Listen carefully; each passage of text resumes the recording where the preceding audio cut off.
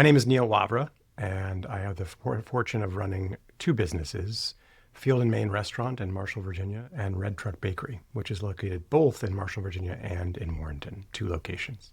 Wonderful. Well, I can't wait to just learn more about your businesses.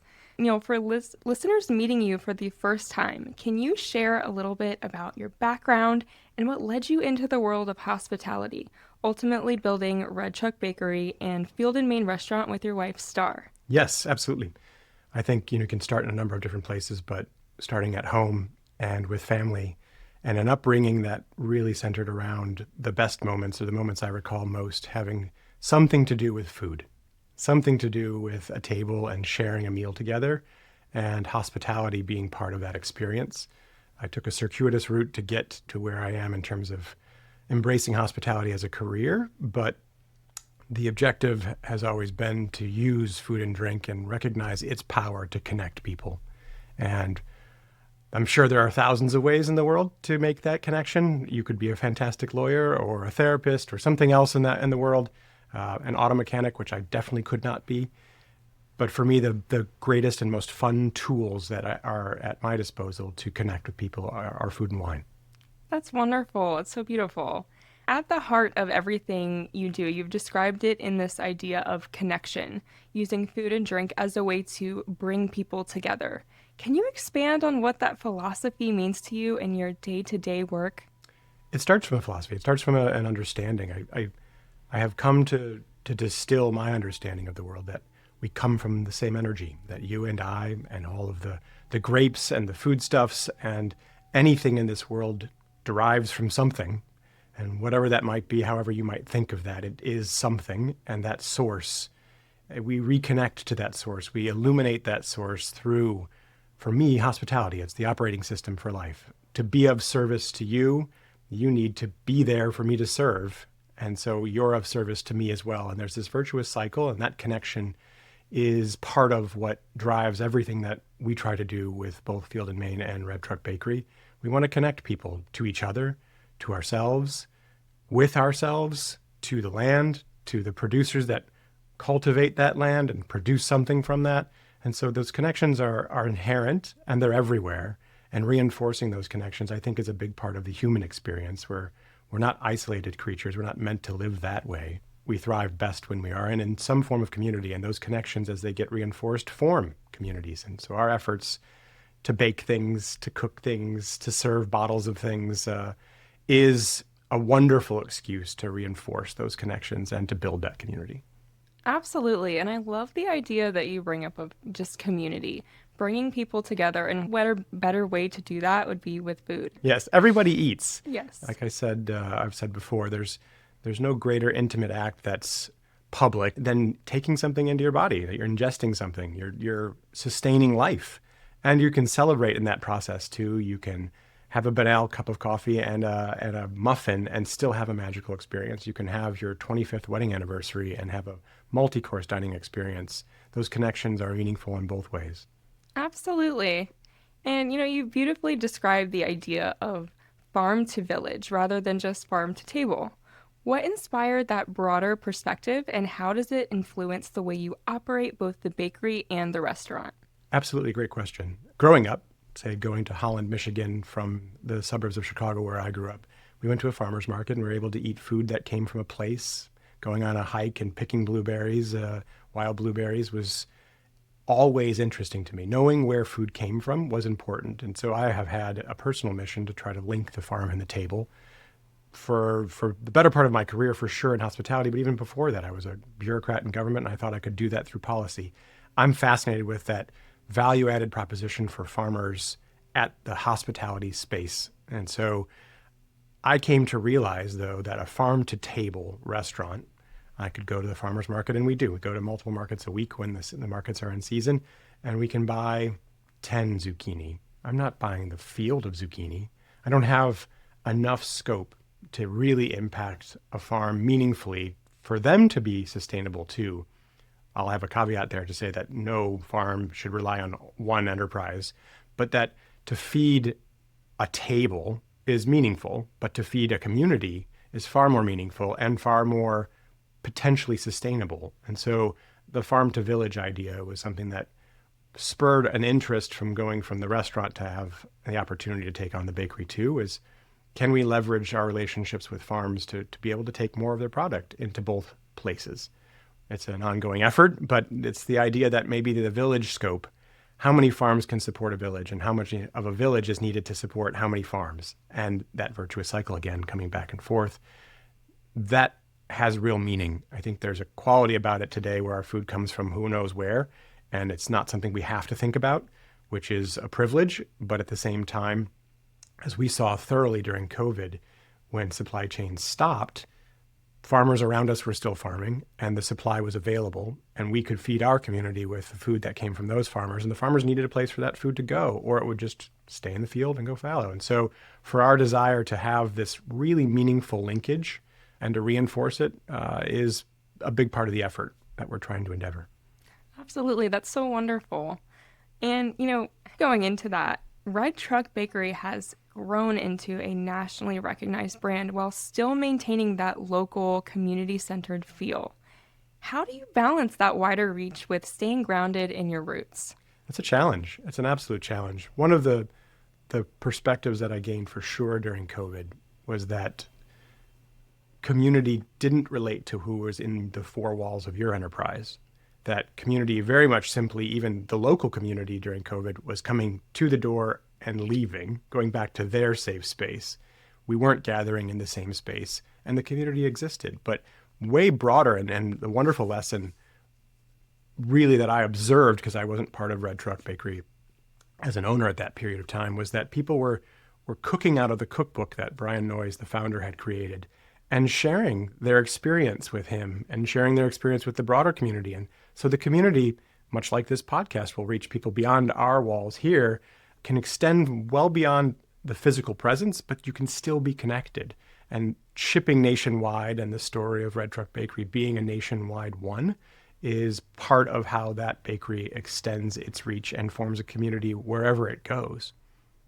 That's awesome. Being able to really spread that ideology and just those values through, the local community concept and have it kind of be nationwide at the same time. I think that's a really, really cool concept, and it's really interesting. We're always trying to balance that. I mean, it's come the latter part of the year, from Thanksgiving to Christmas, the bakery is the busiest it will be all year long. There are peaks prior to that point, but it's just one grand kind of crazy bake-off of pies and cakes. Pies first really for Thanksgiving, cakes more for Christmas, but in the holiday season.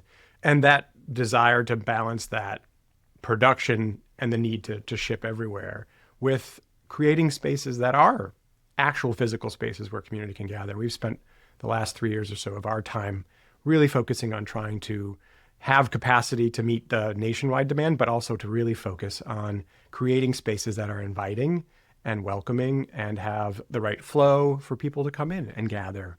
Main streets in small towns like we're located in have a functional relevance that has been lost to some degree to grand big box kind of offerings of retail. But everybody in the surrounding area always came to Main Street to resupply, to send something off via the mail or the post, and to connect, to find out what the neighbors were doing. And that need hasn't gone away. And so our spaces need to be ones that are that sort of third space, that kind of welcoming gathering place. Yeah. What a perfect location you guys are centered at. It just sounds like such a cozy little Yes. place. Wonderful. And the way you described the difference between the bakery and the restaurant experience was really thoughtful. One being sometimes kind of more of a daily touch point, and the other more of a deeper celebratory experience. How do those two concepts complement each other? Absolutely. I mean, our mission is to use food and drink to connect. And I want to connect with maybe the same person in multiple ways, where we might have the occasion to see someone at Field and Main as a birthday celebration, that's once a year, or as an anniversary, that's once a year, or maybe it's only for them every 5 years, a very special anniversary, and that's wonderful too. But they might come to the bakery once a month, once a week. Some people come daily because they really connect with the barista or the person who's serving them from behind the counter, and that connection, that check-in, is part of their daily routine. And we want to be of service to that community of people as in many ways as possible, drawing from a desire to be of service to our local farms to some extent, where we can be, where we have that capability. And so figuring out how to make those connections and make those linkages, it doesn't matter what we're serving. It matters that we are of service. Yeah. Forming those relationships, that's so wonderful. I'm sure you guys have made a ton of friends along the way. Yes, very much so. Very meaningful. It's when someone invests their time and effort with you, it's deeply gratifying. Absolutely. And you've shared a powerful example of guests enjoying a dish and then realizing the farmer who grew it might just be sitting right next to them. Yes.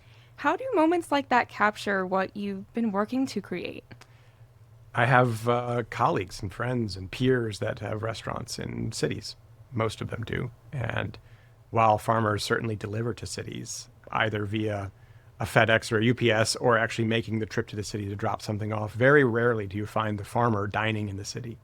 And that's not something that I ever had that experience really, truly, except on special occasions where we had an event featuring a farmer in a city.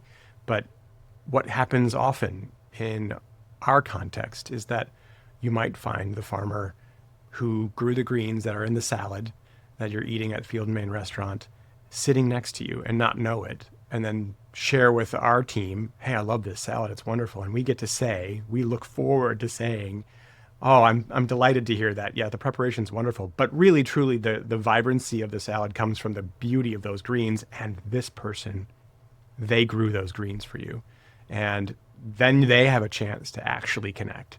We make those connections all the time via story, but when they actually have a physical opportunity to connect with someone, talk and find out what else they have in common besides the love of the greens that they're producing, that's one part of the magic of why I love to do what I do. Yeah. Being able to speak to the person who might have just grew your food, is where it was locally sourced. That is just Yes. something so unique and so special, especially in today's times. Because like you said, a lot of times we don't know where it's No. coming from. So No, you're able to really provide that unique experience. It's tremendous, and it happens often enough to be something that I can talk about being frequent, and so it's not a one-off experience, and it is, gosh, it's just a little bright spot in any day when that happens. Yeah. And, you've touched on some of the shifts happening in the restaurant industry, especially around caring for staff, rising costs, and maintaining quality. What do you think is most important for guests to understand about what's happening behind the scenes today? I think like anything in life, there's a value proposition, and if your values are aligned with this idea of connection and wanting to have this place to go, then you have to understand a little bit about what it takes to make that operate. And everybody today, I don't want to be too pointed in time, but today the gas prices are a lot more than they were last month. And those gas prices increase costs. The costs of produce have risen. The cost of meat and its feed has risen. And therefore, the ingredients cost in a restaurant or bakery have increased. And as a result, that's going to increase prices. The cost of labor also needs to increase to respectfully afford the people who are doing this work an opportunity to live a balanced life. And we don't think that prospering based on a food that comes from a place that is degrading the earth or from a labor set that's being taken advantage of is sustainable. And so prizing places that work that way is important if you value that. If you want to see that exist, that's an important part of this partnership that exists, this connection that exists. We're not simply there to serve. We need patrons to patronize, and that is their role in the operation and its sustainability. Yeah. I love that perspective that you put it into. Thank you. I mean, to go into that just a little bit more, with all these evolving dynamics, how do you thoughtfully navigate decisions in a way that continues to honor both your team and the experiences you create for your guests? It's mission and values. It's culture. It's it's this mission. How do we use something food-based that's local, ideally, to connect with people?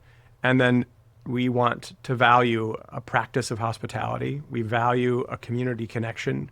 We value integrity. We value a subset of things that we talk about regularly, and those are our guiding lights. Those are guiding posts. Those are our vantage points that, all right, we have a decision to make. Are we making it in alignment with our values? Are we welcoming a team member on the team who also is aligned with these values? If they are not, why would they want to be with us? We're also evaluating our guests that way. Our patrons will either align with that value set or they won't. And that's their choice, and that's okay. But that's part of the process. And so I think we've become more confident in 10 years of operations. We'll celebrate our 10th anniversary at Field & Main in September, that those values are important to us and that they are important to at least a number of people in the world who are our patrons. And that relationship and that community that has formed around what we do has helped to sustain this restaurant. And we hope to sustain some part of their life and the lives of some of the farmers we get a chance to work with and the community that forms as a result. For sure. What a great way to just kind of give to the community and make those connections. And I also want to say congratulations on that 10-year anniversary. Thank you. Yes, that's a milestone we're really looking forward to crossing. It's, 1 year in a restaurant is a milestone. 3 years is another one for sure, because most are gone by 3 years. And then 5 years is another one where those that made it past 3 oftentimes don't make it to 5. They made up a push and then they couldn't push further. And so having really gotten to 10 does not mean by any means we're secure and fine, but it has established us. We've grown roots. In 10 years, the plant may flower and not have a deep root, but we have deeper roots now at this point, and that's really exciting to be able to leverage that too, to know there's a level of security, but a greater responsibility to continue to operate in a way that's meaningful and aligned with the values and the mission. Yeah, I'm sure it's such a full circle moment from where you started to where you guys are now. It's like a spiral. Like you're circling around and you're close to where there's a quality, like, oh my gosh, look at that. And then yet you're somewhere different too, and constantly kind of, it's not a linear line for sure. And it's not maybe always progressively up, but there is a quality about it that has ups, downs, but a progression of movement that is meaningful with growth and knowledge acquisition and new relationships and old relationships that wane and new ones that come on board. And so it's a remarkable experience. Yes, I couldn't agree more. And, with that, spring seems like such an exciting time for you guys with fresh ingredients, farmers markets, and the community just coming back together after a long winter. What does this season mean for your business? It's exuberance. There's a wonderful quality about a winter period where you're internal and reflective and hopefully rejuvenating, kind of rebuilding from within, resting. There's never a lot of rest in the restaurant, but there's a retraction of guests, especially this past winter where it was so much snow and people were actually physically snowed in and they couldn't get out if they wanted to. Spring means people are ready to get out and produce is ready to make its way onto the plate. Yesterday, the first asparagus of the season was delivered. We got a lot of asparagus, and the wintertime is a period of real creativity because you have less of an opportunity to choose from a whole. It's how many different ways do you make squash? How many things from the larder, grains, and things can you play with to make something happen? When spring comes, there's not a lot yet. It's asparagus. Maybe we can get some ramps. Maybe morels are coming online. And so there's a few things you want to begin to immediately celebrate.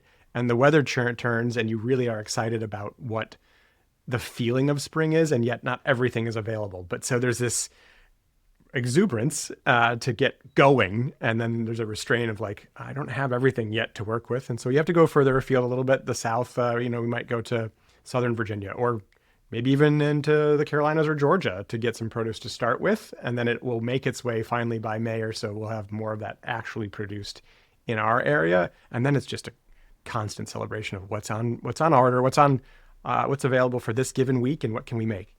How exciting. It's kind of like an awakening of our area, of the earth, of nature. You know what I mean? Totally. And you have a lot happening right now, including the recent James Beard Award nomination for Field & Main restaurant, which is incredible. What has that recognition meant to you and your team? That's extraordinary. The James Beard Foundation, talking about values, is very much aligned with what our values are. And so to be recognized by an organization that's about independent restaurants, that's about restaurants that are committed to contributing to their community, forming a community, being part of a community, contributing to the overall scope of the field and the industry and helping it to continue to elevate and to grow and develop. It's deeply gratifying. The gratification does not by any means just stop from their recognition. It's the guests, our patrons owning the nomination as though it's theirs. The restaurant's theirs, and they're so excited that their restaurant has been nominated. Wow. It means a lot relative to our team. Our team has the opportunity to work for a place that is recognized that way. We are the only restaurant in Virginia that was nominated. The beer process has this semifinalist period, and it was extraordinary to be in that, and then to be elevated from the group of semifinalists to one of the top 5 restaurants to be considered for the award for the outstanding wine and other beverage this year is special. And it validates, for myself personally, a whole decades plus, multiple decades of work that says we're doing the right thing. It's not the goal, right? It's not like we set out to win a James Beard Award or to be nominated. It's a wonderful recognition for the effort that we're putting in and the way we're doing it. The Field and Main way, the Red Truck way, is being recognized, and that's wonderful. That's beautiful. Yeah, all that hard work, I'm sure, early mornings, late nights. Yes, absolutely. It really just kind of all comes to recognition, not only for your team, but for your guests as well. That's right. And when you think about the legacy you're building through both the bakery and the restaurant, what do you hope people feel or remember after experiencing what you've created? I hope they find that sense of connection and that sense of belonging. I hope in time we're able to establish enough of a playbook, enough of an MO for how other communities might embrace sourcing locally and building community through food. It doesn't have to be just us, and I would prefer it not be. And I know it's not. Other people are doing this too. And so we're contributing to that. And so our guests and our team, I hope that they understand that the practice of hospitality relates to their life, not just at work, but to every part of it. And that practice is practiced by our patrons because they're supporting our effort. And so they're serving us. And it's a practice that you put in play as a perspective for life. So no matter what you're doing, you are either being served or being of service. And either way, it's service. And so if we can be that model for that, and someone can take that from our experience, all the better. And if not, and they just had a really tasty burger and a glass of wine with it, that works too. You're still happy. Yes. The memories I'm sure that have been made within your businesses is I can't even imagine. It's there are too many to recount for sure in our time, but they are plentiful, and we get to share in some of the most important moments in people's lives, from a baby's first meal, like we've done purees for their first dining out experience, and to the celebration of someone's life who's just passed. We have people who value what we offer and feel comfortable enough to celebrate their wedding with us, their anniversary, their breakup, and their loss. And that's incredibly meaningful and a huge responsibility that we take with great measure. Of course. Being part of those special moments, sometimes the tougher ones and even the celebratory ones, I think that's awesome that you're chosen to be a part of that. That's a great way to put it. We do feel chosen. And for anyone listening who wants to experience what you've created, whether it's a quick stop at the bakery or a full dining experience, where can they find you and learn more? So websites, of course, exist for both restaurant and bakery. So fieldandmainrestaurant.com and redtruckbakery.com. Instagram and Facebook, there are notifications and stories and things shared that way as well. And then the locations physically, we are 8369 West Main Street in Marshall for the restaurant, 8368 West Main Street for the bakery in Marshall, and then we're 22 Waterloo Street in Warrenton, Virginia for the Red Truck Bakery location, the original one, and the old Esso filling station right next to the courthouse in Warrenton. Okay, perfect. Yeah. Lots of ways to reach out and connect. Absolutely. Best thing to do is stop by though, right? I think so, yes. And as we wrap up, is there anything you'd like to add that I haven't touched on today? No, I think that's wonderful. It was a great conversation. We invite everyone. an inclusive space that if you're in our area, we'd like to get to know you, and we'd like to have you join us as part of our community. And even if you're not, you can go online and partake in something that we make from this place and bring it to wherever you are to form your community. And so we look forward to connecting you in whatever way we can. Absolutely. That's so wonderful. Thank you so much, Neal, for joining me on the podcast today and sharing your knowledge, passion, and story with us. I wish you and your team the very best in all that comes your way in the future. Well, thank you so much. I appreciate the opportunity. It was wonderful to speak with you. Absolutely. Thank you.